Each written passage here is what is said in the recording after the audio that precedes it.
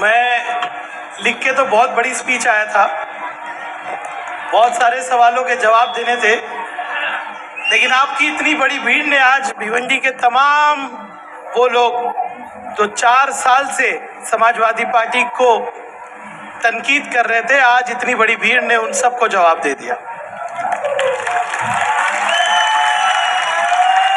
मैं कैमरे वाले को कहूंगा कि इस भीड़ की तरफ दिखाएं, और मुझे उम्मीद है भिवंडी के वो सारे नेता जो भिवंडी को पीछे रखे आज यूट्यूब पे लाइव हमारा ही ये पूरा सभा देख रहे होंगे। ये जवाब है उन सबको। समाजवादी पार्टी जिंदाबाद। वक्त बहुत कम है, बहुत कुछ कहना था, लेकिन अब आसिम भाई की स्पीच हम लोग को सुनना है।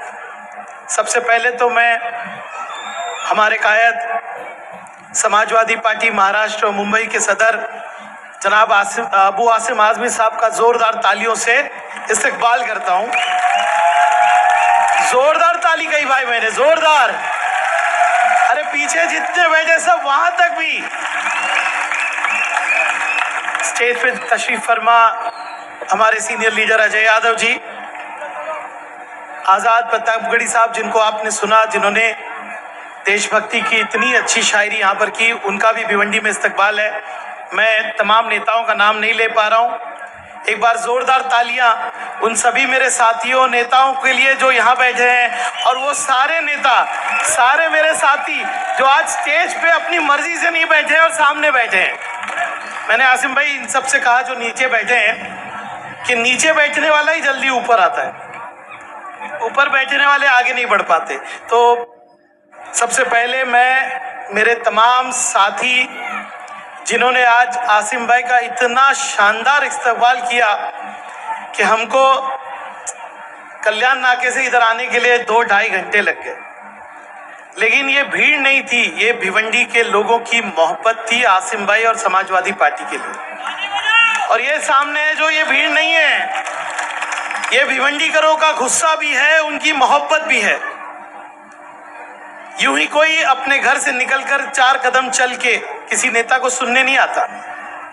वो जब उसकी बात को समझता है, उसकी सोच को समझता है, तब आता है। इतनी सारी लाल टोपियां यहाँ पर दिख रही है, इसका मतलब है कि 4 साल जो काम नहीं, इबादत की तरह काम हम लोगों ने किया, उसको भिवंडी ने तस्लीम किया।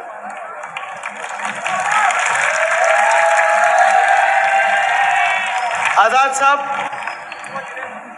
ये वो शहर है जो बुनकरों का शहर है, ये मजदूरों का शहर है।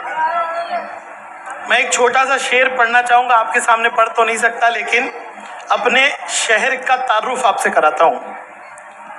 सो जाते हैं फुटपाथ पे अखबार बिछाकर, सो जाते हैं फुटपाथ पे अखबार बिछाकर, मजदूर कभी नींद की गोली नहीं लेते। तो ये मजदूरों का शहर है। बातें तो बहुत करनी थी, काम बहुत बताने थे, लेकिन इतना अच्छा तारुफ आप लोगों ने कर दिया कि रईस शेख को और समाजवादी पार्टी को खड़े रह के काम बताने की जरूरत नहीं। मैं खाली आसिम भाई से कहूंगा कि ये मीटिंग एक उम्मीद की मीटिंग है। आज जिस हम चौराहे पे खड़े हैं, भिवंडी को 2 पार्ट पे बांट दिया गया था आसिम भाई, 2 हिस्से में बांट दिया गया था एक पाइपलाइन से। और ये शांति नगर, ये हमारे जितने नगर है, जितने डोंगर है, इन सब की तरक्की को रोक दिया गया था। मेरे शहर में अगर एक नौजवान को काम पे जाना था तो वो 8 किलोमीटर की दूरी से जाता था, बच्चे कॉलेज नहीं जा पाते थे। लेकिन आज इस बिलाल नगर मस्जिद के पास यहाँ से अगर मेरे भाई को, मेरे दोस्त को अगर जाना होगा तो 1 किलोमीटर से एकदम सिग्नल फ्री रोड से वो कल्याण रोड चला जाएगा। समाजवादी पार्टी। और जब हम कल्याण रोड जा रहे हैं तो मैंने सोचा क्यों नहीं हम यहाँ से न्यू आजाद नगर भी जाएं। सही है कि नहीं? उनका भी हक है। तो अब यहाँ से आप न्यू आजाद नगर से और एक रोड हम बनाएंगे, एक पूरा रिंग रोड जो पूरी शहर की ट्रैफिक को कम कर देगा। मैं आज उन सब नेताओं से पूछना चाहता हूँ जिन्होंने 4 साल तक हम पे तनकीद की। अरे 70 साल से आप सोए थे क्या? जब भिवंडी दो हिस्सों में बांटा जा रहा था, तब आप में सोए हुए थे। आप समाजवादी पार्टी का इंतजार कर रहे थे कि समाजवादी पार्टी आएगी और इस इलाके में तरक्की लाएगी। स्कूल के काम हो रहे हैं, रास्तों के काम हो रहे हैं। सबसे बड़ी बात यह है कि असेंबली में भिवंडी की पहचान बन रही है। और मेरे दोस्तों, बताओ, असेंबली में कही हुई हर बात रिकॉर्ड पे होती है। बताइए जनाब अबू आसिम आजमी साहब के सिवा कोई आदमी भिवंडी के ऊपर असेंबली में बोलता तो क्या? कभी नहीं। ऐसा नहीं भिवंडी के आमदार नहीं गए, 3 आमदार हम लोग हैं, एक एमपी साहब भी है जो मिनिस्टर है, लेकिन कभी भिवंडी की आवाज, भिवंडी की तकलीफ असेंबली में पहुंची नहीं। ये आसिम भाई की देन है और ये समाजवादी पार्टी की देन है कि उन्होंने मुझे यहाँ लाया और अब भिवंडी की आवाज असेंबली के अंदर गूंजती है। और इतना ही नहीं मेरे भाइयों, इतना ही नहीं, हम लोगों को देख के अब गूंगे भी बोलने लगे। समझ गए कि नहीं आप लोग? गूंगे बोलते हैं तो कैसे बोलते हैं? अब नींद से 11 बजे उठ के आके असेंबली में बैठना पड़ता है, क्योंकि अगर हम नहीं आएंगे तो रईस शेख मुद्दा ले लेगा। तो उन गूंगों को भी मैं कह देता हूं कि ये शहर समाजवादी पार्टी का है, इसमें कभी भारतीय जनता पार्टी का कोई आमदार चुन के नहीं आएगा। अरे फिरका परस्तों, आप ये इल्जाम लगाते हैं कि मुसलमान गरीब है। अरे मुसलमान गरीब है लेकिन खुददार है। ये मुसलमान पैसे के ऊपर बिकने वाला नहीं। ख्वाब देख रहे हैं, ये ख्वाब देख रहे हैं कि अगले इलेक्शन में रईस शेख को, समाजवादी पार्टी को हराएंगे हम।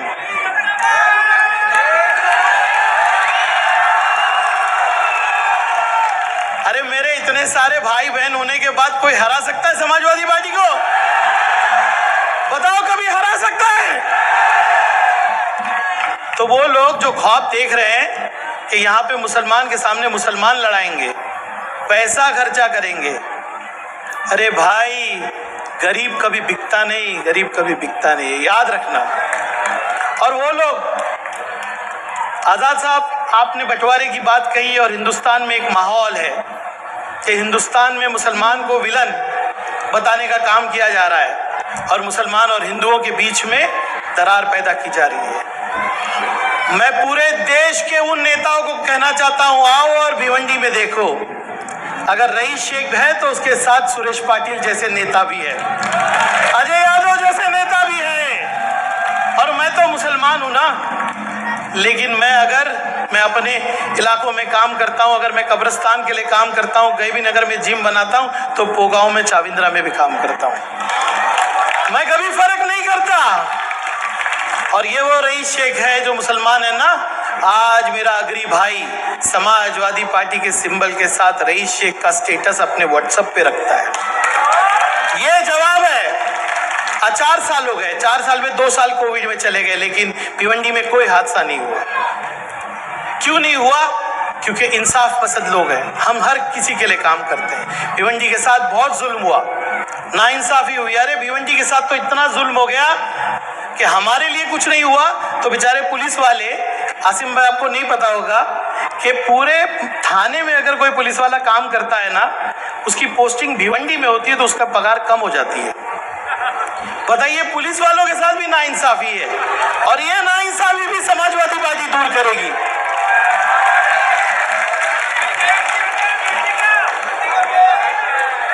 और अगली बार मेरे साथी कह रहे हैं कि भिवंडी में मेयर लाल टोपी पहन के बैठेगा। भाई, मेरी बहन या भाई जो होगी ना, और आसिम भाई, वो ख्वाब जो आपने देखा ना कि भिवंडी के अंदर समाजवादी पार्टी का मेयर जीत के आए, मैं आपको पूरा यकीन दिलाता हूं और इतनी सारे मेरे दोस्तों और भाइयों के बीच यकीन दिलाता हूं कि भिवंडी में अगला मेयर अगर बनेगा तो वो समाजवादी पार्टी का ही बनेगा।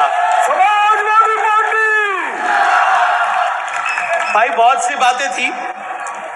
एक तो हमारा शहर पावर लूम का शहर, मैंने तो कांग्रेस एनसीपी की भी सरकार देखी, मैं तो नया नया आमदार था, मुझे लगा अरे वाह, महाविकास अघाड़ी की सरकार आ गई, अब बुनकरों को, भिवंडी को इंसाफ मिलेगा। कुछ नहीं। उसके बाद ये खिचड़ी सरकार आ गई, कौन सी किधर है कोई नहीं समझ में आता, इनको भी पावर लूम की पड़ी नहीं। आप समाजवादी पार्टी के पीछे खड़े हो जाइए।